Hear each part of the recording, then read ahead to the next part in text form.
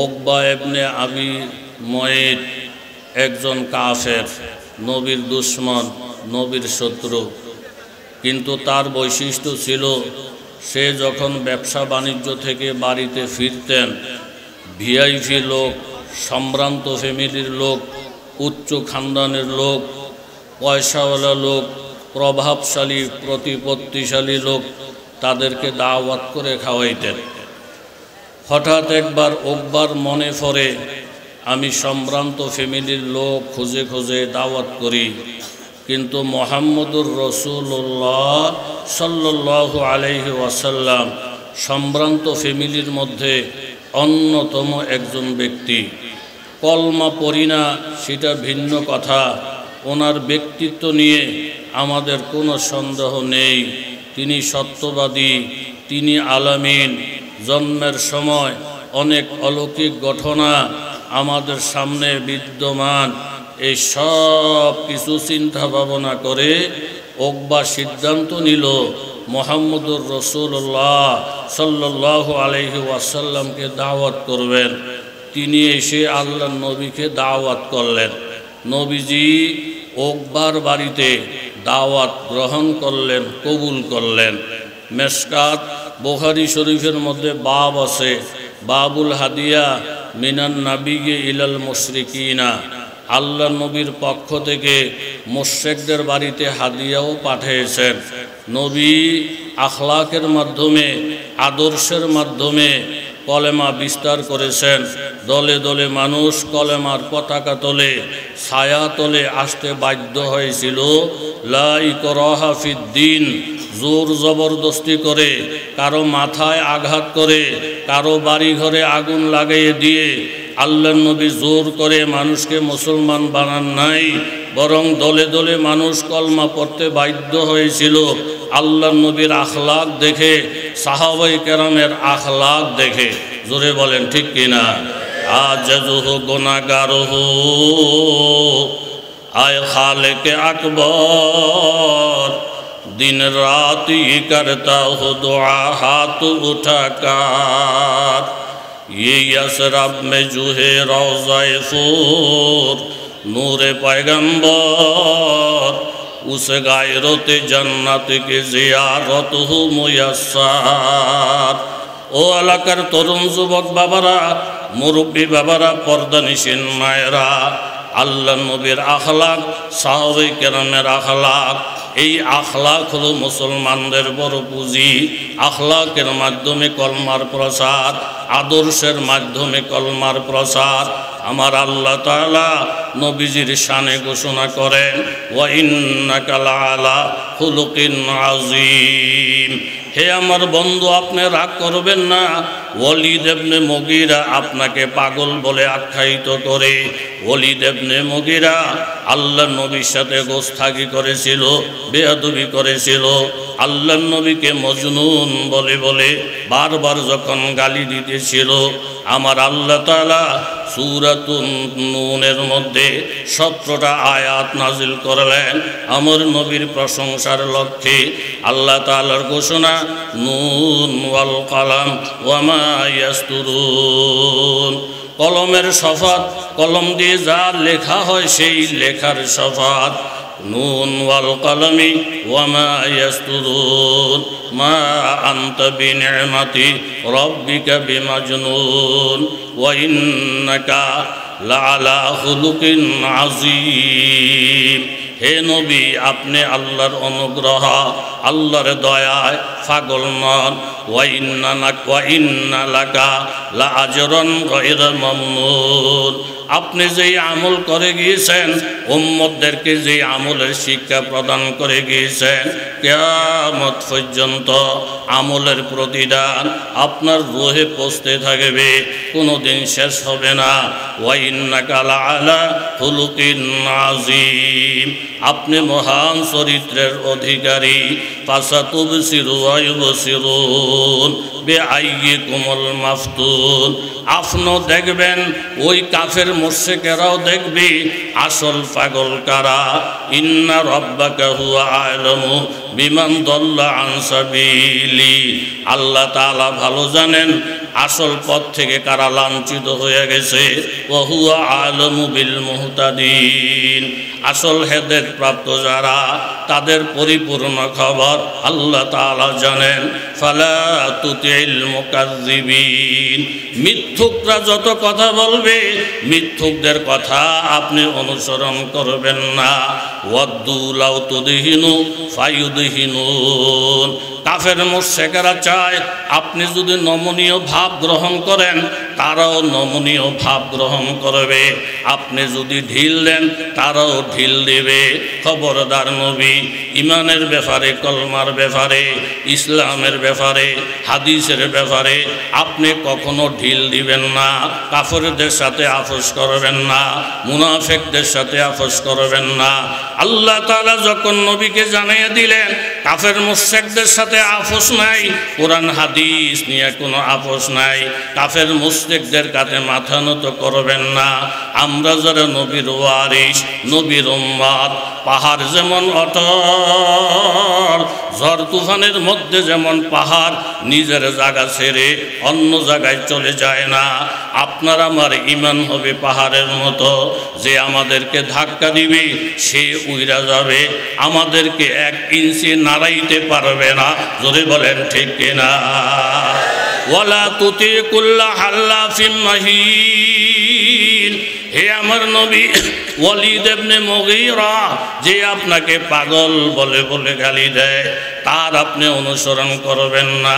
হাল্লাফিন মাহিন, কথায় কথায় যে কসম খায়, যে অভিশপ্ত, মান্নাইল লিল খাইরি মুতাদিন, এরকমভাবে ওয়ালা তুতি কুল্লা হাল্লাফিন মাহিন হাম্মাজিম মাশাইন বিনামিম। পিছনে পিছনে মানুষের বদনাম গায়, একজনের কুৎসা আরেকজনের কাছে রটায়, দুইজনের মধ্যে ফিতনা সৃষ্টি করে দেয়।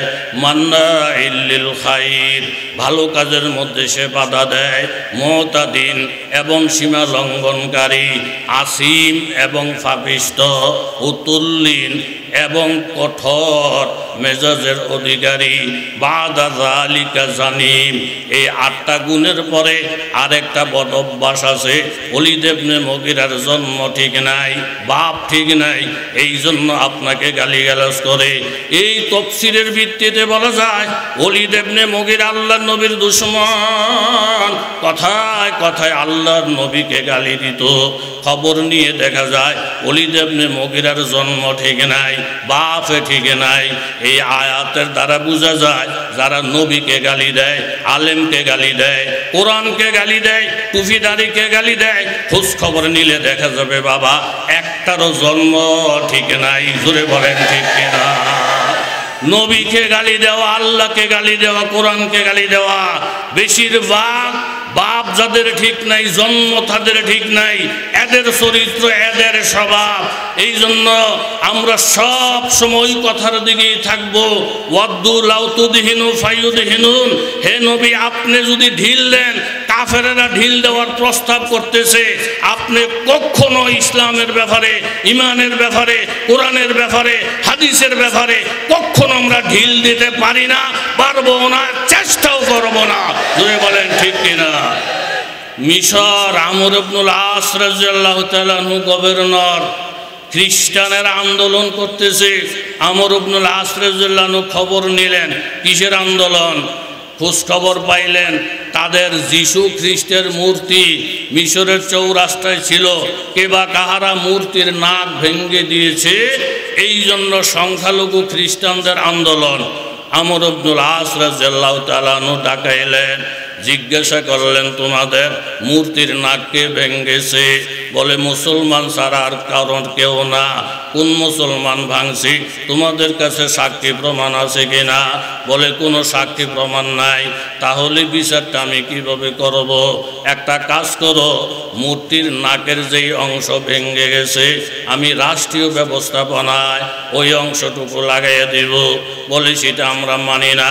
তাইলে আস্তে একটা মূর্তি নতুন করে বানাবো, যত খরচ লাগে সেটা আমি বহন করব।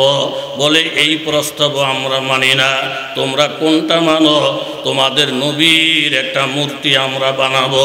আমাদের নবীর মূর্তির নাক যেমন ভাঙ্গা হয়েছে, তোমাদের নবী মুহাম্মদুর রাসূলুল্লাহর মূর্তি বানাইয়া সেখান থেকে নাকটা আমরা ভেঙে দিব।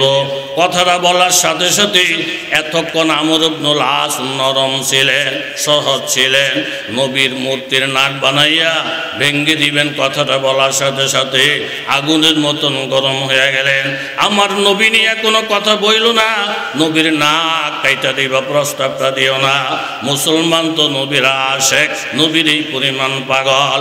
আল্লাহ নবীর নাকের সঙ্গে তুলনা কইরা ভাঙ্গার যদি প্রস্তাব করো, তোমরা যেই হও না কেন, তুমি যদি আমার বাবাও হও, আমার আত্মীয় হও, আমার আপনজন হও, নবীজির অবমাননা কিছুদিন বরদাস্ত করা হবে না।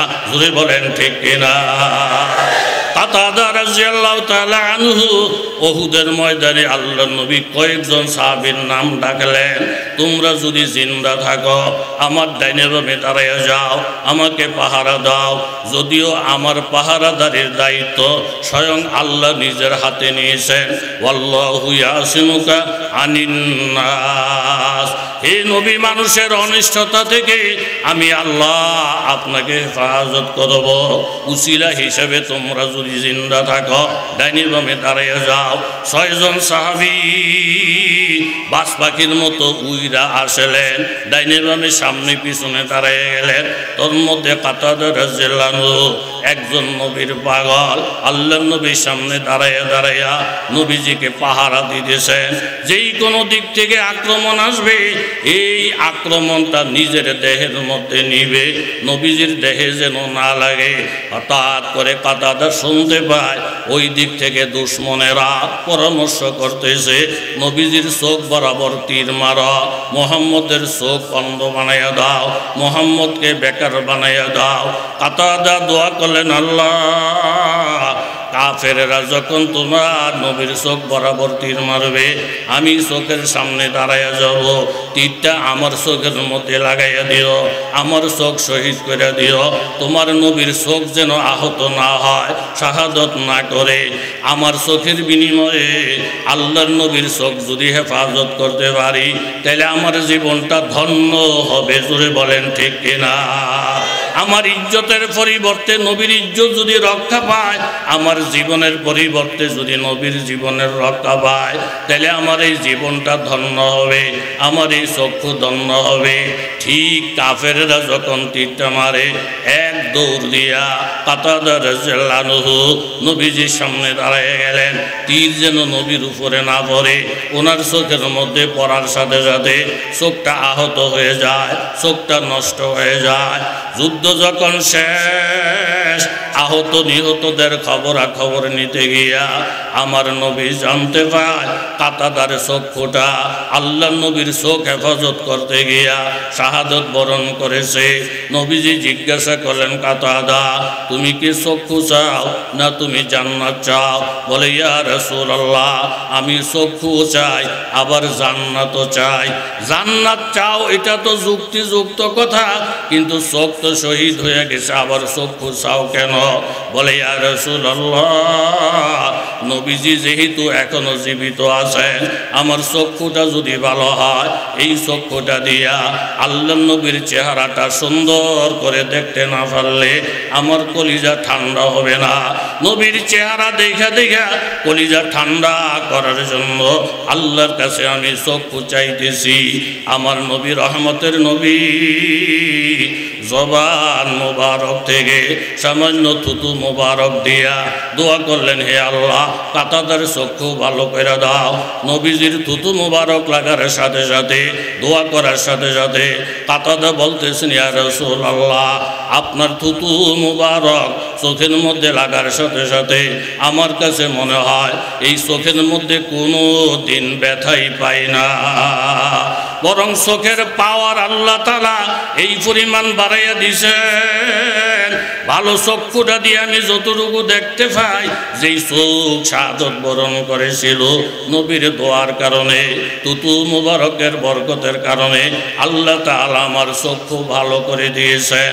আল্লাহ নবীর জবানে তুতু মুবারক, আপনার আমার তুতু মুবারক একরকম না। মোহাম্মদ কারান্দাজে আবেদাহার করা আবে খুনমি কুনন আঞ্জুমান কে গিরে দান্দে মালান্দে বড় চশমেরু আজা আবে তাজা কুনন আবরু। ওরওয়া বলতেছেন ওই হুদাইবিয়ার মরুভূমিতে সাহাবায়ে কেরাম যখন বাধাপ্রাপ্ত হয়ে গেলেন, মক্কার ভিতরে ঢুকতে পারবে না, উমরা করতে পারবে না। সাহাবায়ে কেরাম আমার নবীকে নিয়ে এইভাবে বসলেন।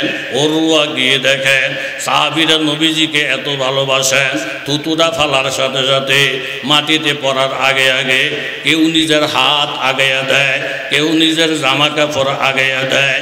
আল্লাহ নবীর থুতু মুবারক নিয়ে ঝগড়ার উপক্রম হয়ে যায়, মারামারির উপক্রম হয়ে যায়। ওরওয়া জিজ্ঞাসা করলেন, নবীর সাহাবীরা, দুনিয়ার মধ্যে যত প্রেমিক প্রেমিকা আছে কেউ কারো থুতুরে পছন্দ করে না, তোমরা নবীর সাথে এত প্রেম এত ভালোবাসা, থুতুর সাথে পর্যন্ত ভালোবাসা, থুতুরা মাটিতে পড়ার আগে আগে তোমরা থুতুরা হাতে লাও, কাপড়ের মধ্যে মালিশ করো। রহস্যটা বুঝতে পারলাম না। নবীর সাহাবীরা বলেন, ওরওয়া তুমি তো জানো না, আল্লাহ নবীর থুতু মোবারক শরীরের মধ্যে লাগাইলে, চেহারার মধ্যে লাগাইলে সেখান থেকে মেশক আম্বরের ঘ্রাণ আসে, আর ফ্যাকাশে চেহারার মধ্যে যদি লাগায় ওই চেহারাটা নুরানি হয়ে যায়। সুবহানাল্লাহ। আল্লাহর নবীর আশেক, আল্লাহর নবীর প্রেমিক আমর ইবনুল আস বললেন, নবীর তুলনা দিয়ে কথা বইল না, নবীর নাক ভেঙে দিবা, এই ধরনের হুমকি মুসলমানদেরকে দিও না। নবীর ব্যাপারটা মুসলমান সহ্য করতে পারে না। তবে শোনো ও ইহুদি পাদ্রীরা, তোমাদের মূর্তির নাক ভেঙে গেছে, তোমরা যেহেতু সাক্ষী প্রমাণ পেশ করতে পারো না, তাহলে আমার বিচারটা শোনো। মুসলমানেরা সংখ্যালঘুদের প্রতি কত শ্রদ্ধাশীল, সংখ্যালঘুদের জানমালের প্রতি কত দায়িত্বশীল।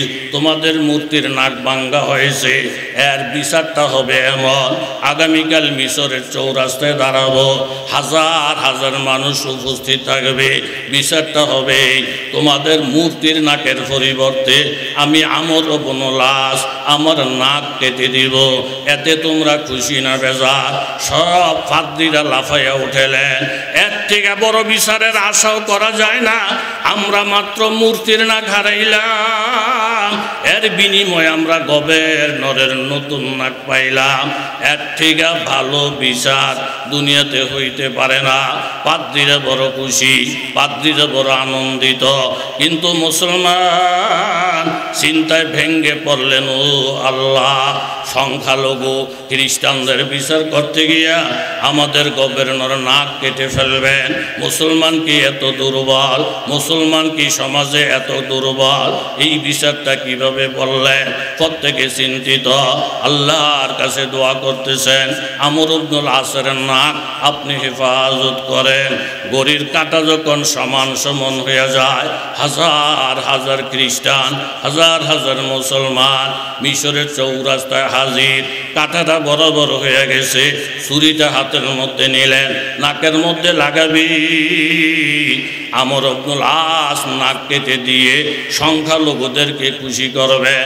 এই টাইমে পিছনের থেকে একজন যুবক লাফাইয়া উঠেলেন, ও গভর্নর, আপনি নাকটা কাটবেন না, এই মূর্তির নাক আমি ভেঙ্গেছি, কাটলে আমার নাক কাটেন। তবে আমি ইচ্ছা করে ভাঙ্গি নাই, আমি একজন শিকারী, ফাঁকি শিকার করার জন্য জন্য বের হয়েছিলাম, পাখিটা উইরা যখন মূর্তির নাকের মধ্যে বসছে, দূরের থেকে আমি গুলি মারলাম, পাখিটা উইরা গেছে আর গুলির আঘাতে মূর্তির নাক ভেঙে গেছে। এই যে দেখেন অবশিষ্ট অংশ আমার পকেটেই আছে। এই অপরাধে যদি নাক কাটা লাগে তাহলে আমার নাকটাই কাটা দেন, আপনার নাক কাটবেন না। যুবকের এই কথাটা শুই না অবশিষ্ট নাকের অংশটা দেখা ইচ্ছা করে মূর্তির নাক ভাঙ্গেন নাই, বরং স্বীকার করতে গিয়া নাক ভাঙ্গা গেছে।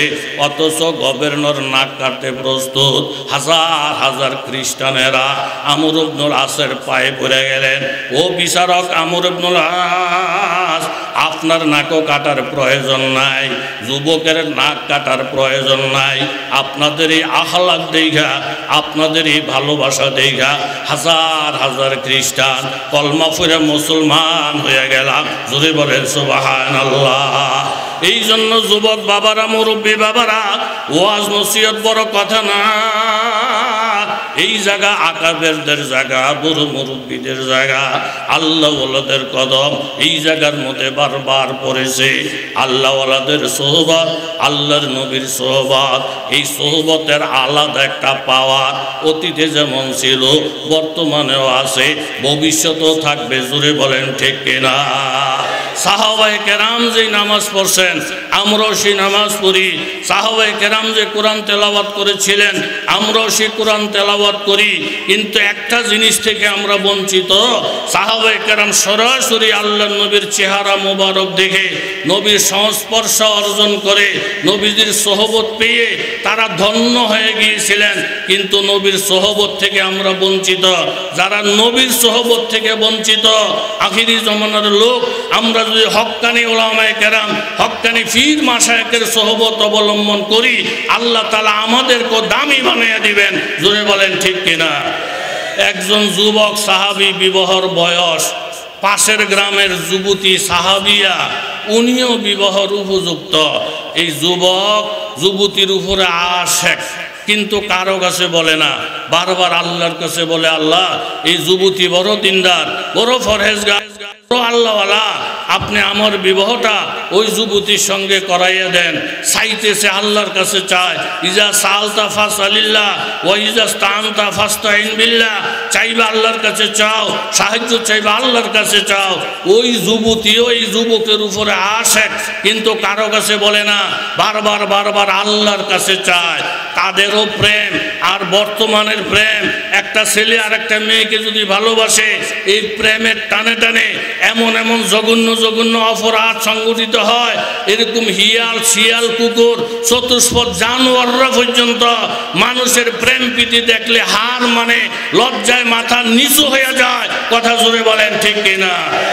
যেমন আমাদের সরকার শুধু নয়, ভারত বলেন, পাকিস্তান বলেন, ইউরোপ বলেন, আমেরিকা বলেন, সারা বিশ্ব একটা বিষয় নিয়ে বড় উদ্বিগ্ন। ধর্ষণ কিভাবে বন্ধ করা যায়, জিনা কিভাবে বন্ধ করা যায়, এই নিয়ে সংসদে তুমুল লড়াই। সারা বিশ্ব বেদিশা, দিশাহারা, ধর্ষণ কিভাবে বন্ধ করা যায়। ধর্ষণ বন্ধ করার জন্য আমাদের দেশের আইন আগের তুলনায় আরো কঠিন আকার ধারণ করছে। সেটা হইল, ধর্ষক যদি ধরা পড়ে তাইলে তার সাজা হবে মৃত্যুদণ্ড, অর্থাৎ তাকে ফাঁসিতে ঝুলানো হবে। এত কঠিন আইন প্রণয়ন করার পরেও জিনা, ধর্ষণ বাড়তেছে না কমতেছে? বাড়ে না কমে? এত বারে কারণটা কি? সরকারি আইন, পৃথিবীর মানুষের আইন আল্লাহর আইনের সঙ্গে মিলে না। আল্লাহ তাআলার আইন হইল, ধর্ষণ জিনা বন্ধ করতে হলে পর্দা যে ফরজ, এইটাকে আগে সমাজে বাস্তবায়ন করো। মাছের শান্তি যেমন পানির ভিতরে, নারীর শান্তি পর্দার ভিতরে। জোরে বলেন ঠিক কিনা? গাছে দর খুশকি হাজারা রঙ্গ হাস, গাছে দর খুশকি হাজারা রঙ্গ হাস, মাহিয়ারা বাইয়া বুসত জঙ্গ হাস। গাছে উরা মিনবিনী দর নজর, ফাহাম কোনে ইম্মা বয়স হাজে আসর। একটা মাছের উপরে উঠাইয়া আপনি যদি ফ্যান ছেড়ে দেন, লেফে এবং তোষকের মধ্যে যদি রাখেন, একটা মাছের যদি খাট পালঙ্গের মধ্যে শোয়া রাখেন, এইখানে মাছ শান্তি পাবে না, এটা তার শান্তির জায়গা না। পানির মধ্যে ছেড়ে দিলে মাছ যেমন শান্তিতে চলে যায়, মা বোন যারা, নারী জাতি যারা, তাদের শান্তি হলো পর্দার ভিতরে। মাছের শান্তি যেমন পানির ভিতরে। এত আইন এত কানুন করতেছে, কিন্তু আইন কানুন খোদাই কানুনের সাথে সাংঘর্ষিক, যার কারণে ফলাফল ভালো হইতেছে না। কিয়ামত পর্যন্ত ফলাফল ভালো হবে না যতক্ষণ পর্যন্ত আমার মাবুদের হুকুমের অনুযায়ী না হবে। যদি বলেন ঠিক কিনা? জিনা দর্শন বাড়ছে, আইন হইছে, দর্শক ধরা পড়বে, তাকে ফাঁসির কাস্টে ঝুলানো হবে। দর্শন বন্ধ হয় না, কারণটা কি? আমাদের দেশের আইন হইল দর্শন করা নিষেধ, কিন্তু একটা যুবক একটা যুবতী বেপরদা হইয়া এইভাবে কক্সবাজারের এরকম সাগরের পারে একজন আরেকজনের কাঁধে হাত দিয়া বৈশা থাকা, এটা রাষ্ট্রীয়ভাবে কোনো অবৈধ না, নাজায়েজ না, নিষেধ না। একটা ছেলে একটা মেয়ের সাথে বেপরদায় কথা বলা, এটা কোনো নিষেধ না। একটা যুবতী আর একটা যুবকের পিছনে জিন্সের ফ্যান আর এরকম গেঞ্জি পরিধান কইরা হুন্ডার পিছনে মাইলকে মাইল সফর করা, এইটাও নিষেধ না। অর্থাৎ বেপরদার যত সুরত আছে সব হালাল, কেবল দর্শনটা হারাম। তো বেপরদার সব সুরত রেডি করে দিয়া দর্শন বন্ধ করতে চাইলে দর্শন বন্ধ করা যাবে না। চট্টগ্রামের থেকে শুটকি, চট্টগ্রামের শুটকি বড় ঐতিহ্যবাহী শুটকি, চৌধুরী সাহেব 900 টাকা কেজি শুটকি নিয়ে বাড়িতে বিড়ালটাকে ডাকছে, ডাইকে বলতেছে, এই বিড়াল দেখো, এটা রূপসান্দা শুটকি, এটা বড় দামি শুটকি, শুটকির এই ফিট ওই ফিট, কতটুকু লম্বা কতটুকু খাড়ো, ঘেরান কেমন, মান কেমন, একে সব কিছু দেখাইয়া ঘুরাইয়া ঘাড়াইয়া এখন চৌধুরী সাহেব বিড়ালের আইন শোনাইয়া দেয়, এই শুটকি যদি তুমি খাও তাহলে তোমার 14 বছরের জেল, শুটকি নিয়ে যদি ফলাইয়া যাও 14 বছরের জেল। আইন কানুন শোনাইয়া সকালবেলা উঠে দেখে বিড়ালও নাই, পাশাপাশি শুটকিও নাই। মাথা গরম, এত কঠিন আইন, আমি চৌধুরী প্রভাবশালী লোক, এরপরও বিড়াল মানল না। বিড়ালকে পাওয়া গেলে 14 বছরের জেল, খাটাইবই খাটাইব, জামিনের ব্যবস্থা হবে না। ওই রুমের থেকে বিবি ডাক দিয়ে বলতেছেন, চৌধুরী সাহেব হক কথা বললে তো মন খারাপ হয়ে যাবে। বলে, মন খারাপ হয় হোক, তারপরও তুমি যেহেতু আসো বলো দেখি কি হক কি হক বলো। তখন বিবি সাহেব বললেন, শুটকির জায়গা আলমারির ভিতরে, আইনা আলমারির ভিতরে থুয়ে দিবেন, শুটকির জায়গায় শুটকি থাকবে, কিন্তু আলমারির ভিতরে না থুইয়া শুটকিরে ওপেন কইরা বিড়ালেরে দেখাইয়া বারবার ঘুরাইয়া, পার্কের মধ্যে ঘুরাইয়া, নিউ মার্কেটে ঘুরাইয়া, হুন্ডার পিছনে বসাইয়া, গেঞ্জি ফরাইয়া, এই যে শুটকি ঘুরাইয়া ঘুরাইয়া বিড়ালের মাথাটা খারাপ করলেন। বিড়ালে শুটকি খাওয়ার অপরাধে যদি 14 বছরের জেল হয়, আপনি যে শুটকিরা দেখাইয়া বিড়ালের মাথা খারাপ করছেন, আপনার জেল হওয়ার দরকার 2.5 বছর। কথা জোরে বলেন ঠিক কিনা? ইয়া নিসান নবী লাস্তুন্না কাআহাদিম মিনান নিসা। সূরাতুল আহজাবের মধ্যে আল্লাহ তাআলা বলেন, ও নবীর বিবিরা, লাস্তুন্না কাআহাদিম মিনান নিসা, তুমি অন্য নারীদের মতন নও। ও জিরি এলাকার মা বোনেরা, চট্টলার মা বোনেরা, আমরা যারা মুসলমানের স্ত্রী, মুসলমানের মেয়ে, মুসলমানের বোন, মুসলমানের ভাবি, আমরা কোনো অমুসলমান নারী নই। কাজেই আমাদের চলাফেরা মুসলমানদের মতো হইতে পারে না। ইয়া নিসান নবী, এ নবীর বিবিরা, লাস্তুন্না কাআহাদিম মিনান নিসা, তোমরা অন্য নারীদের মতন নও। ইনিত্তাকাইতুন্না, তোমরা যদি আল্লাহ তাআলার ভয় অন্তরে রাখো, ফালা তাখদুনা বিল কাউল, পরপুরুষের সাথে কথা বলতে গিয়া নরম সুরে কথা বলিও না, আকর্ষণ লাগাইয়া কথা বলিও না।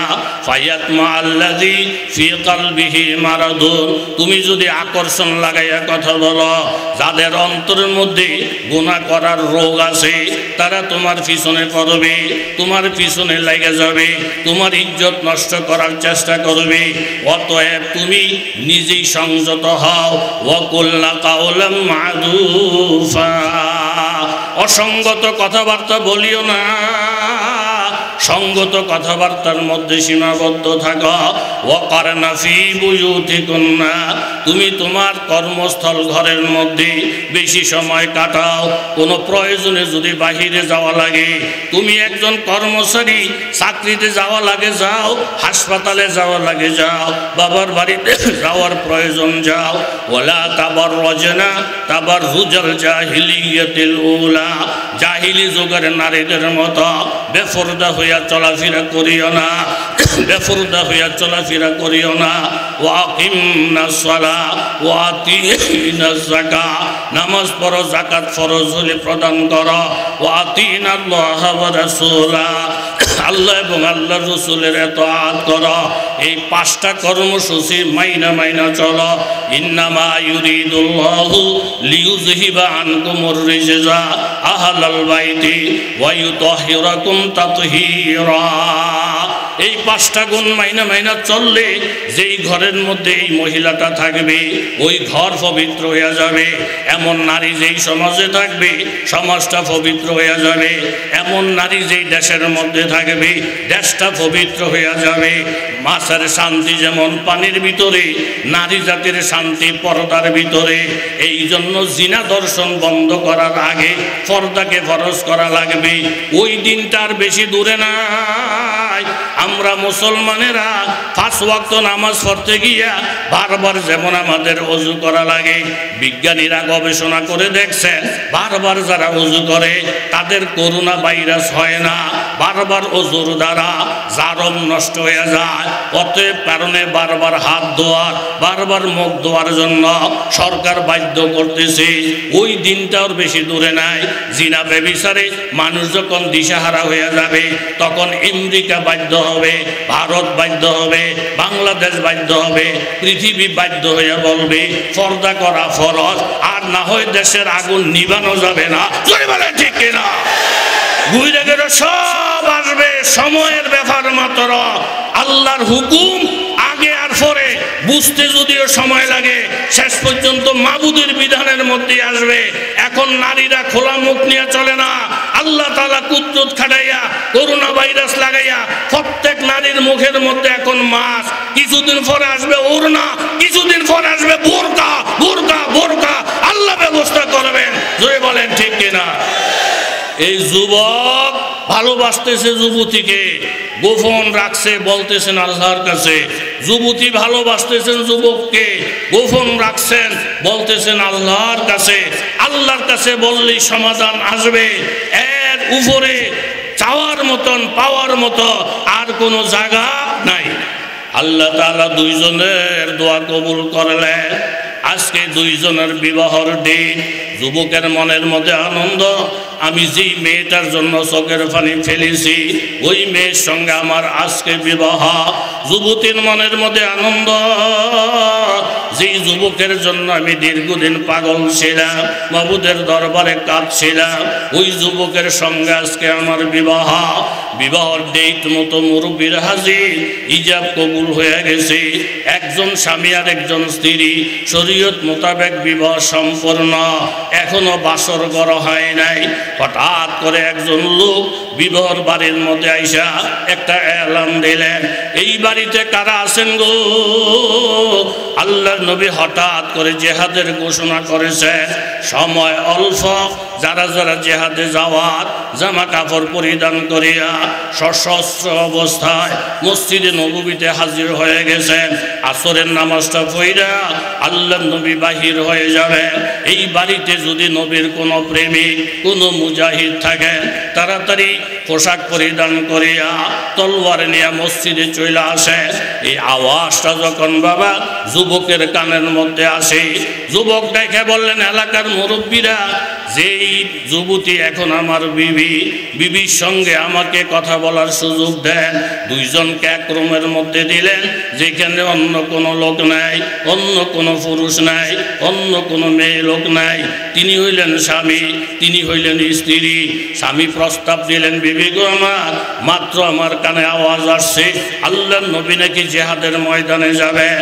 আল্লাহর নবী জিহাদের ময়দানে চলে গেলে আমি যদি তোমাকে নিয়ে বাসরঘর করতে যাই, তাইলে আমার মনের মধ্যে আনন্দ আসবে না, বারবার মনের মধ্যে চিন্তা লাগবে, নবীজি জানে কি অবস্থায় আছে, সাহাবীরা জানে কি অবস্থায় আছে। আমি তোমাকে প্রেম দিতে পারবো না, ভালোবাসা দিতে পারবো না। তুমি যদি আমাকে অনুমতি দাও, এই মুহূর্তে আমি আল্লাহর নবীর সঙ্গে জিহাদের ময়দানে চলে যাই। হায়াতে যদি বাইসে আসি, তোমার সঙ্গে আর মোলাকাত হবে, আর না হয় তোমার সঙ্গে মোলাকাত হবে পরকালে, তোমার সঙ্গে মোলাকাত হবে জান্নাতে। বিবি কথাটা শুই না বড় খুশি হয়ে গেলেন। স্বামী, আপনার কথায় আমার অন্তর ঠান্ডা। আপনি যেমন আমাকে ভালোবাসা দিতে পারবেন না, বারবার মনে পড়বে আল্লাহর নবীর জানি কি অবস্থা, আমারও তো একই অবস্থা। নবীর জিহাদের ময়দানে পাঠাইয়া আমি আপনাকে নিয়ে বাসরঘর করতে পারবো না। বারবার নবীজির কথা আমার মনের মধ্যে আসবে। স্বামী, হাসি মুখে আপনাকে বিদায় দিচ্ছি, তবে বিদায়ের প্রাক্কালে আমি মুনাজাত করে কিছু দোয়া করব, আপনি আমিন আমিন বলবেন। বিবি হাত উঠে বলতেছেন, আল্লাহ, এই যে আমার ভালোবাসার স্বামী, বহু চোখের ফোটার বিনিময়ে এই স্বামী আমাকে মিলাইছ, তোমার রাস্তায় আমি পাঠাইয়া দিলাম। আমার স্বামীর তলোয়ারে পাওয়ার বাড়াইয়া দিও, কাফের মুশরিকদেরকে খণ্ড খণ্ড করে দিও, আমার স্বামীকে গাজী বানাইয়া আমার বুকে আবার পৌঁছাইয়া দিও। দোয়া মুনাজাত শেষ, যুবক চলছে মদিনার দিকে, নবীজির দিকে, তলোয়ার নিয়ে জিহাদে চলে গেলেন। আল্লাহ তাআলা জিহাদে মুসলমানদের বিজয়ের পতাকা উড়াইয়া কামিয়াব হইয়া মদিনায় আসার ব্যবস্থা করলেন। নবীজি বললেন, যুবক, বাসরঘর না করে তুমি জিহাদের ময়দানে চলে আস। আমি নবী তোমাকে অনুমতি দিলাম, তুমি তোমার বিবির সঙ্গে মোলাকাত করো, শ্বশুর বাড়িতে চলে যাও। নবীর পারমিশন নিয়ে সাহাবী যখন শ্বশুর বাড়িতে আসলেন, রাত্রি অবস্থা, পুরা দুনিয়া নীরব নির্জন। আজকে তাদের বাসরঘর হবে, ঘরের দরজা বন্ধ, জানালা বন্ধ। প্রত্যেকটা মানুষের জন্য জীবনের স্মরণীয় একটা রাত্র হইল বাসর রাতেরই ফুল সজ্জা। স্বামী স্ত্রী দুইজন একসঙ্গে মোলাকাত, জীবনের একটা মুহূর্ত, আনন্দ মাখা মুহূর্ত। এই টাইমে স্বামী বিবিরে বললেন, বিবি গো আমার, তোমার কাছে আমার একটা অনুরোধ, তুমি যেইভাবে দোয়াটা করেছো, মাবুদে দোয়াটা কবুল কইরা অক্ষতভাবে তোমার কাছে আমাকে পৌঁছাইয়া দিলেন, বিজয়ের পতাকা উড়াইয়া দিলেন। এত বড় এহসান যে আল্লাহ করলেন, আমার মন চাইতেছে তোমার সাথে প্রেম বিনিময় করার আগে আমি 2টা রাকাত নামাজ, শুকরিয়ার নামাজ মাবুদের দরবারে আদায় করে নেই। সাথে সাথে বিবি বললেন, স্বামী গো আমার মনের কথাটা আপনি বলেছেন, আগে আল্লাহর শুকর আদায় করা, তারপরে আমাদের প্রেম প্রীতি ভালোবাসা আরম্ভ করা। ঠিক আছে, আপনিও 2 রাকাত নামাজ পড়ে নেন, আমিও 2 রাকাত শুকরিয়ার নামাজ পড়ে নেন। তবে একটা জিনিসের প্রতি লক্ষ্য রাখবেন, এই 2 রাকাত নামাজের মধ্যে সময় বেশি লাগাইবেন না। ছোট ছোট সূরা আপনিও পড়বেন, আমিও ছোট ছোট সূরা পড়ব, কারণ বেশি বিলম্ব হইলে আমি আপনার প্রেমের আগুন সামলাইতে পারবো না। আবার আমিও যদি লম্বা নামাজ শুরু করিয়া দেই, আমার প্রেমের আগুন আপনিও সামলাইতে পারবেন না। দুইজনেই শুকরিয়ার নামাজ পড়ব, তবে সংক্ষিপ্তভাবে পড়ব। কথাবার্তা ফাইনাল হইয়া দুইজন 2 জায়গার মধ্যে গিয়া নামাজ শুরু করে দিলেন। স্বামী যখন নামাজ শুরু করে দেয়, সূরা ফাতিহার পরে যখন একটা সূরা পড়লেন, কোরআন তেলাওয়াতের মজা পাইয়া মাবুদের প্রেমের সাগরে ডুব দিয়া এই পরিমাণ মজা পেয়ে গেলেন। এক সূরা যখন শেষ হয়ে যায়, আরেকটা সূরা আরম্ভ করে দেন। ওই সূরা যখন শেষ হয়ে যায়, আরেকটা সূরা তিনি আরম্ভ করিয়া দেয়। মাবুদের প্রেমের মজা পাইয়া দুনিয়ার বিবির কথা তিনি ভুইলা গেছেন। এইভাবে সূরার পরে সূরা, কেরাতের পরে কেরাত সব কিছু তেলাওয়াত করে কইরা দ্বিতীয় রাকাতের সিজদায় যখন গেছে, সিজদায় পরে যখন কাঁদতেছে, হঠাৎ করে শোনা যায় মসজিদে নববীর থেকে বেলালে হাফসির আজানের আওয়াজ, ফজরের নামাজের আজান শোনা যায়। ফজরের আজানের আওয়াজটা শুই না স্বামী তাড়াতাড়ি করে নামাজটা শেষ করে নিজে নিজে পেরেশান হয়ে গেলেন। 2 রাকাত নামাজ পড়তে গিয়া মাবুদের প্রেমের সাগরে ডুবতে গিয়া বিবির কথা ভুইলা গেছি। সারাটা রাত্রি না জানি বিবি কষ্ট করে কাটাইছে, ছটফট করে রাত্রিটা কাটাইছে। বিবির কাছে কি জবাবটা দিব? চোখের পানিগুলা মুইসা শান্ত হইয়া বিবির কাছে যখন গেলে, যেমন স্বামী তেমন বিবি। রুমের কাছে গিয়া দেখেন বাবা বিবির নামাজ এখনো শেষ হয় নাই, তিনি এখনো সিজদায় আছে। সুবহানাল্লাহ। পাবন্দিয়ে তকদীরে, পাবন্দিয়ে আহকাম, ये मसला मुश्किल नहीं आए मर्द करद मार, एक कान में 100 बार बदल जाते हैं तकदीर, है उसका मुक़ल्लद अभी ना खुश अभी खुरसार। तकदीर के पाबंद नबातात व जमातात, मोमेन फ़क़त अहकाम इलाही के हिफाज़त। বিবির নামাজ দিকে স্বামী অবাক, বিবিরে ডাক দিয়ে বলুন, বিবি গো আমার তাড়াতাড়ি নামাজ শেষ করো, ফজরের আজান হয়ে গেছে। বিবি নামাজটা শেষ করে লজ্জিত, সারাটা রাত্রি জানি আমার স্বামী আমার এই লম্বা নামাজের জন্য কত কষ্ট করেছে, কত ধৈর্য না জানি ধারণ করেছে। স্বামীর পায়ে পড়ে গেলেন, স্বামী গো আমার আপনি আমাকে মাফ করে দেন। স্বামী ডাক দিয়ে বলেন, বিবি গো আমার যেই মাবুদের প্রেমে পয়রা 2 রাকাত নামাজ পড়তে গিয়া রাত্রি কাটাইয়া দিছ, ওই মাবুদের প্রেমে পয়রা আমিও 2 রাকাত নামাজ পড়তে গিয়া রাত্রিটা কাটাইয়া দিছি। পবিত্র স্বামীর জন্য পবিত্র বিবির ব্যবস্থা, এটা একমাত্র আল্লাহ নবীর সোহবতের বরকত। জোরে বলেন ঠিক কিনা? এই জন্য বাবারা অল্প সময় আমার অনুরোধ, এই হক্কানি আলেম ওলামার সোহবত থেকে আমরা যদি বঞ্চিত হয়ে যাই, আলেমদের ভালোবাসা থেকে যদি দূরে সরে যায়, আল্লাহর নবীর সোহবত পাইলাম না, আলেমদের সোহবত যদি না পাই, তাইলে আমাদের কপাল খারাপ, আমাদের কপাল মন্দ। এই ভাঙ্গা কপাল জোড়া লবে না। যদি বলেন ঠিক কিনা? ওই দিনের কথা স্মরণ করা, যেই দিন বহু চেহারা, অনেক ইজ্জতওয়ালা মানুষ হাসরের ময়দানে বেইজ্জতি হয়ে যাবে। আমিলাতুন নাসিবা, শরীয়ত বিরোধী কর্মকাণ্ড করছে, সারাটা জীবন পরিশ্রম করছে, চেহারা হবে ক্লান্ত। আমিলাতুন নাসিয়া, এই চেহারা ক্লান্ত হবে সত্য কুফুরের মাধ্যমে, শিরিকের মাধ্যমে, বেদাতের মাধ্যমে। আল্লাহওয়ালাদের কাজ করে নাই, নবীওয়ালাদের কাজ করে নাই, কুফুরি আর শিরিকের মধ্যে জীবন কাটাইছে। তাসলা নারন হামিয়া, আল্লাহ বলেন ওই কাফের মুশরিকদেরকে হাসরের ময়দানে যখন পাওয়া যাবে, এরকম অগ্নির মধ্যে তাদেরকে প্রজ্বলিত করা হবে। তাসলা নারন হামিয়া তুসকা মিন আইনিন আনিয়া, গরম পানি তাদেরকে পান করানো হবে। লাইসা লাহুম তুআমুন ইল্লা মিন দরি, কাফেরেরা যখন হাসরের ময়দান থেকে জাহান্নামে চলে যাবে, তখন দরি নামের কাঁটাওয়ালা ঘাস তাদেরকে খাওয়ানো হবে। লা ইউসমিন ওয়ালা ইউগনি মিন জু, এই কাঁটাওয়ালা ঘাস খাইয়া তাদের খিদেও নিবারণ হবে না, মোটা তাজাও হবে না। এই জন্য যুবক তরুণ বাবারা অন্তরটাকে নরম করো, 2-1 ফোঁটা চোখের পানি মাবুদের দরজায় সারিয়ে দাও। ইন্না জাহান্নামা কানাত মিরসাদা লিত্তাগিনা মাআবা, জাহান্নাম সব সময় অপেক্ষমান নাফরমানদের ঠিকানা হওয়ার জন্য।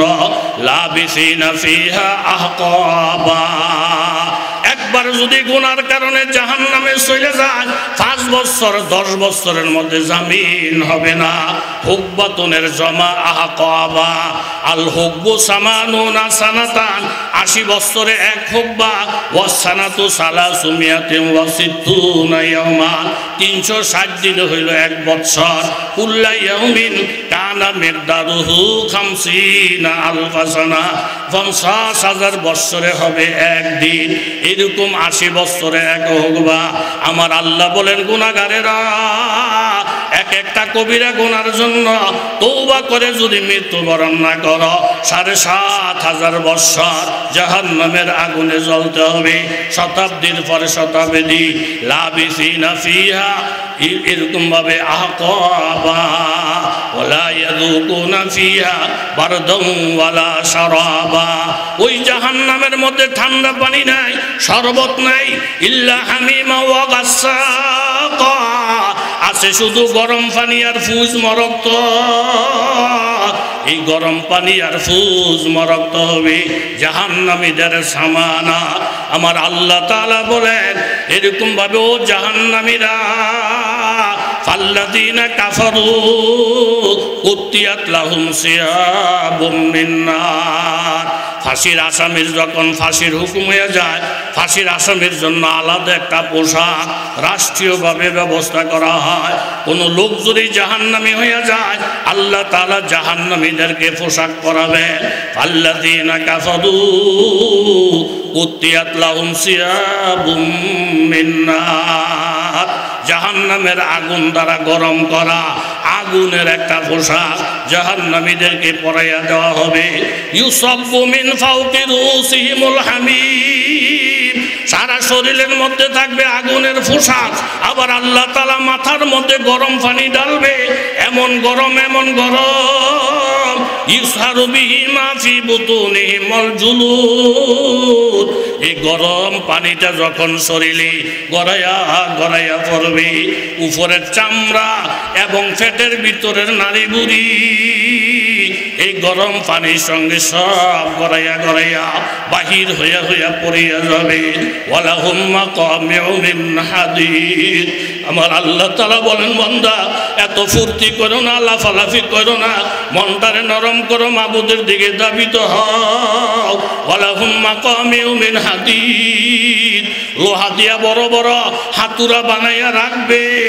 এই হাতুরা দিয়া যখন মাথায় আঘাত করবে, হাতুরা দিয়া যখন পায়ে আঘাত করবে, হাতুরা দিয়া যখন হাতের মধ্যে আঘাত করবে, এই আঘাত সহ্য করতে না পাইরা এক একটা বন্দা এমন জোরে জোরে চিৎকার দিবে, এই চিৎকারের আওয়াজ যদি দুনিয়ার মানুষে পাইতো, সব পাগল পারা হইয়া যাইত। উল্লামা আরাদু আইয়াখরুজু মিনহা মিন গাম্মিন উইদু ফিহা ওয়াযুকু আযাবাল হারিক। এই কষ্ট সহ্য করতে না পাইরা এক একটা জাহান্নামী লাফাইয়া লাফাইয়া জাহান্নাম থেকে বাহির হওয়ার চেষ্টা করবে। উইদু ফিহা, ফেরেশতারা দইরা দইরা আবার জাহান্নামের মধ্যে ফালাবে, আর বারবার বলবে ফাযুকু আযাবাল হারিক, এই জাহান্নামের আগুনের আযাব আস্বাদন করো। অহংকারের কারণে আলেম ওলামার কথা শোনো নাই, অহংকারের কারণে পীর মাশায়েখদের কথা শোনো নাই, অহংকারের কারণে আলেম ওলামার গুরুত্ব দেওয়া নাই। এখন কঠিন শাস্তি, আগুনের শাস্তি আস্বাদন করো। আল্লাহ তাআলা কোরআনে ঘোষণা করে, ওয়াকালাল্লাযীনা ফিন্নার লিখাজানাতি জাহান্নাম, এরকম কাফেররাও জাহান্নামে যাবে, মুসলমান যারা তওবা ছাড়া মারা যায় তারাও জাহান্নামে যাবে। ওয়াকালাল্লাযীনা ফিন্নার, জাহান্নামের আগুন এরকম একের পর এক আযাব যখন সহ্য করতে পারবে না, এরকম তারা এরকম জাহান্নামের খাজানা এরকম দায়িত্বশীল যারা, তাদেরকে ডেকে ডেকে বলবেন, লি খাজানাতি জাহান্নাম উদউ রাব্বাকুম ইউখাফফিফ আন্না ইয়াওমান মিনাল আযাব। ও জাহান্নামের দারোগারা, ফেরেশতারা, আমার আল্লাহর কাছে একটু বইলা দেখো, বৎসরের আযাব যদি বন্ধ না করে, 1 মাসের আযাব যদি বন্ধ না করে, 1 সপ্তাহের আযাব যদি বন্ধ না করে, অন্তত একটা দিনের আযাব আমার আল্লাহ যেন বন্ধ করে দেয়। আর কুলাইতে পারি না, সহ্য করতে পারি না, একটা দিনের আযাব যেন মাবুদে বন্ধ করে দেয়। ক্বালু আওয়ালাম তাকু তাতিকুম রাসূলুকুম বিল বায়িনাত। এই জিরি মাদ্রাসার মাঠে জাহান্নামের বয়ান দেওয়া হয় নাই? নবী রাসূলেরা কি কোরআন হাদিস পড়া পড়া জাহান্নামের ভয় তোমাদেরকে দেখায় নাই? আল্লাহওয়ালারা কি তালিমের হালকায় বৈশা বৈশা এই জাহান্নামের ভয় তোমাদেরকে দেখায় নাই? ক্বালু বালা। বলবেন আমাদেরকে জাহান্নামের ভয় দেখাইছিল, এই কথা সত্য। অহংকারের কারণে, অহমিকার কারণে আমরা জাহান্নামের ভয় অন্তরের মধ্যে রাখি না। ক্বালু ফাদু। ঠিক আছে, তোমাদের দোয়া তোমরাই আল্লাহ তাআলার কাছে করো, তবে জাহান্নামীরা যাই না রাখো। ওয়ামা দুআউল কাফিরিনা ইল্লা ফি দালাল। কোন কাফের মুশরিকদের দোয়া আল্লাহর কাছে কবুল হবে না, মকবুল হবে না। এখান থেকেও যখন তারা নার্ভাস হয়ে ফালান নাজিদু ইল্লা আযাবা, এক একটা দিন যত অতিক্রম করবে গতকালের থেকে আগামীকালের আযাব আরো বেশি, গত বৎসরের থেকে আগামী বৎসরের আযাব আরো বেশি। তখন তারা শেষ নিরুপায় হইয়া আল্লাহর কাছে দরখাস্ত করবে, রব্বানা আখরিজনা মিনহা। এই জাহান্নাম থেকে আমাদেরকে বাঁচাও, জাহান্নাম থেকে আমাদেরকে বাহির করো। ফাইন উদনা ফাইন্না জালিমুন। দুনিয়াতে গিয়া যদি আমরা আবার অপরাধ করি তাহলে আমরা যে জালেম এটা আমরাই স্বীকার করব। আল্লাহ তাআলা বলবেন কালাকসাউ ফিহা ওয়ালা তুকাল্লিমুন। এই জাহান্নামের আগুনে আস্বাদন করো, আমার সঙ্গে কথা বলিও না। তোমাদের কোনো কথা আজকে আমি শুনবো না। বারবার আমি বলছিলাম লা ইউআযিবু আযাবাহু আহাদ। আল্লাহর আযাবের থেকে কঠিন আযাব আর কারো নাই। ওয়ালা ইউসিকু ওয়াসাকাহু আহাদ। আমার মাবুদের বাঁধন থেকে কঠিন বান্দা কারো নাই। ইন্নাহা আলাইহিম মুসাদা। আল্লাহ তাআলা জাহান্নামীদেরকে বাঁধবে ফি আমাদিম মুমাদ্দাদা, লম্বা লম্বা খুঁটির মধ্যে। এই জন্য ওলি আল্লাহদের দরবার থেকে তওবা করে বাড়িতে যাব। আমার আল্লাহ তাআলা ডাইকা বলে, ইয়া আইয়ুহাল্লাযীনা আমানু তুবু ইলাল্লাহ তাওবাতান নাসুহা। ও জিনাকারী বান্দা, শিরিককারী বান্দা, এরকম ভাবে গীবত শাকাতকারী বান্দা, তোমরা গুনাহ নিয়ে বসে থাকিও না। খালিস দিলে আল্লাহর কাছে তওবা করো। আসা রব্বুকুম আইয়ুকাফিরা আনকুম সাইয়্যাতিকুম। আল্লাহর কাছে খাটি দিলে তওবা করলে শুধু গুনাহ মাফ হবে এমন না, গুনার জায়গাটাকে আমার আল্লাহ তাআলা নেক দিয়া ভরপুর করিয়া দিবে। ইয়াউমা লা ইউখজিল্লাহুন নাবিয়্যা ওয়াল্লাযীনা আমানু মাহু। ওই দিনের কথা স্মরণ করো যেদিন বহু মানুষের ইজ্জত হারাইয়া ফেলবে, কিন্তু নবীরা ইজ্জত হারা হবে না, মুমিন বান্দারা ইজ্জত হারা হবে না। ইয়াসা নূরুহুম বাইনা আইদিহিম ওয়া বিআইমানিহিম। আল্লাহ প্রদত্ত একটা নূর তাদের সামনে এবং ডাইনে থাকবে। ইয়াকুলুনা রব্বানা আতমিম লানা নূরানা ওয়াগফির লানা ইন্নাকা আলা কুল্লি শাইইন কাদির। এই হাসরের ভয়াবহ অবস্থা হবে, অন্ধকার আর অন্ধকার। একমাত্র মুমিনদের সঙ্গে থাকবে নূর, মুনাফিকদের সাথেও নূর থাকবে, কিন্তু অল্প সময়ের মধ্যে নূরটা নিভিয়া যাবে। এই জন্য মুমিনরা বলবে, আল্লাহ আমাদেরকে পরিপূর্ণ নূর দাও, যেই নূরের রাহাবরি কইরা আমাদেরকে জান্নাতের দরজায় পৌঁছাইয়া দিবে। এই জন্য আজকে এখান থেকে বাবা প্রত্যেকে খালেস দিলে তওবা কইরা এক ওয়াক্ত নামাজও ছাড়বো না, গীবত শাকাত করব না। আলেম ওলামাদেরকে জীবনের বন্ধু বানাবো, আলেম ওলামাদেরকে জীবনের সঙ্গে বানাবো। মেশকাত শরীফ সানির হাদিস, নেকবত যখন মাফ হয়ে যাবে, গুনার সংখ্যা বেশি, আল্লাহ বলবেন খুজুহু ওয়া গুল্লুহু। তাদেরকে ধরো, গলার মধ্যে বেরি ফরো। সুম্মা ফি সিলসিলাতিন যারউহা সাবউনা যিরাআন ফাসলুকুহু, এরকম জাহান্নাম থেকে উত্তপ্ত করা জিঞ্জির দিয়া গলায় ফেসাও। এই হুকুম যখন হয়ে যাবে, একদল জাহান্নামী বলবে, আল্লাহ আমাদেরকে শেষবারের মতো একটু সুযোগ দেন। আল্লাহ বলবেন, এই তোমাদের শেষ সুযোগ। যেই রাস্তা দিয়া জান্নাতীরা জান্নাতে যাবে, তোমরা ওই রাস্তায় দাঁড়াইয়া থাকো। যেই কোনো একজন আলেম, যেই কোনো একজন তালিবুল ইলম, যেই কোনো একজন মুহাদ্দিস মুফাসসির তোমারে যদি সুপারিশ করে, আমি আল্লাহ তাআলা তোমার গুনার দিকে তাকাইব না রে বান্দা। সুপারিশকে প্রাধান্য দিয়া তোর গুনাহ মাফ করিয়া তোরে জান্নাতের মেহমান বানাইয়া দিব। বিশাল বড় আশা নিয়া জান্নাতের পথে দাঁড়াবে। দেখবে হাজার হাজার মানুষ জান্নাতে যায়, একজন কেউ চিনে না। জিজ্ঞাসা করবে, আমাদের বন্ধু বান্ধবরা কোথায়? বলে, এগুলা সব বাম পথে চলে গেছে।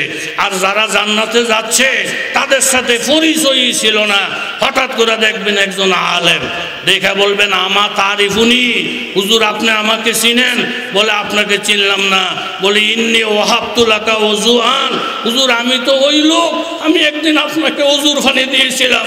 আমার ওজুর পানি দিয়ে আপনি নামাজ পড়ছেন, কিন্তু আমার কপালে নামাজ জুটে নাই।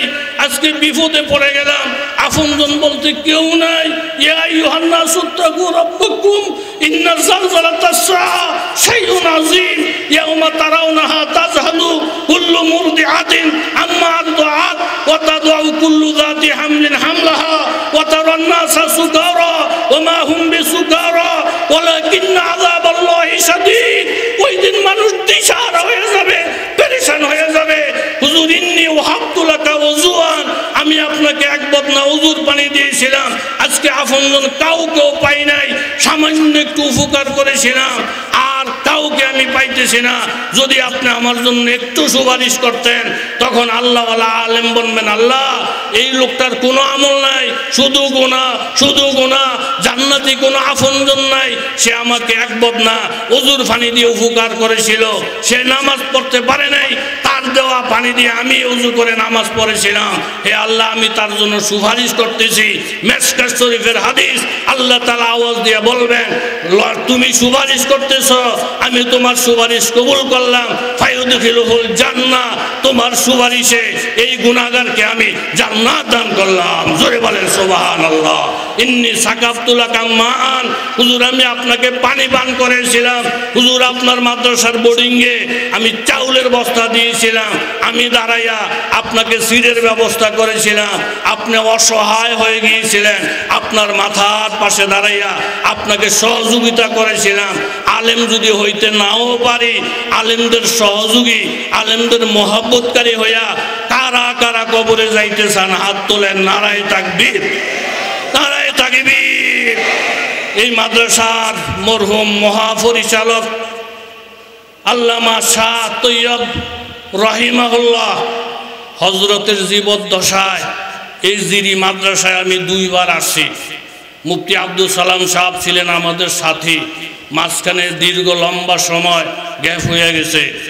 বর্তমান মহাপরিচালক হজরতুল আল্লামা খোবাইব আহমদ দাহমদ বারাকাতুহুম, উনি ওনার আব্বার কথা স্মরণ করে বললেন যে দীর্ঘদিন আপনার আসা যাওয়া নাই, আপনি আসেন। একটা মাহফিল বুঝাইয়া শোনাইয়া আমি ওনাদেরকে রাজি করাইয়া আজকে জিরি মাদ্রাসা আসছি। হজরত নাই, হজরতের ইন্তেকাল সেজদারত অবস্থায় আল্লাহ তাআলা কবুল করছেন। জোরে বলেন সুবহানাল্লাহ। সে ওলি আল্লাহদের চোখের পানি এখানে আছে না নাই? আমার পাশে যিনি বসা হজরতুল আল্লাম ডক্টর আফম খালেদ হোসেন দামাত বারাকাতুহুম, গতকালকে ওনার সাথে একসাথে আপনার এই মুগদা ঢাকা মুগদা একসঙ্গে মাহফিল করেছি।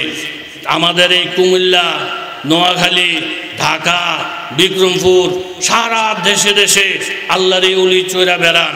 আল্লাহ পাক ওনাকে হায়াতে তৈয়বা তবিলা দান করুক। জোরে বলেন আমিন। আমার সময় এমনিও শেষ, আমি গাড়ি নিয়ে আসি নাই, ফ্লাইটে আসি। এখন নাইটে আবার যাওয়ার একটা চিন্তা ভাবনা।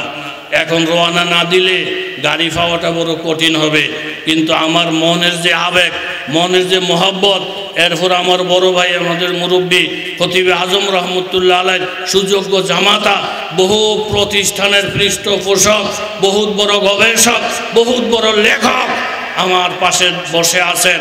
আরও বড় মুরব্বীরা আছেন, মধুপুরের ফিসা হুজুর মদ্দুল্লাহুল আলী, এরপরে আমাদের হাইয়াতুল উলিয়ার সম্মানিত মহাসচিব আল্লামা মাহফুজুল হক সাহেব দামাত বারাকাতুহুম সহ অনেক বড় বড় বুজুর্গানে দিন বয়ানের বাকি। আপনাদেরকে ছাইরা যেতে মন চায় না, আপনারা আল্লাহর হস্তে একটু দোয়া করেন, গাড়িটা সহি সালামতে পাইয়া যথা সময়ে আসানের সাথে আল্লাহ তাআলা যেন পৌঁছাইয়া দেন। একটু আল্লাহর হস্তে বলেন আমিন।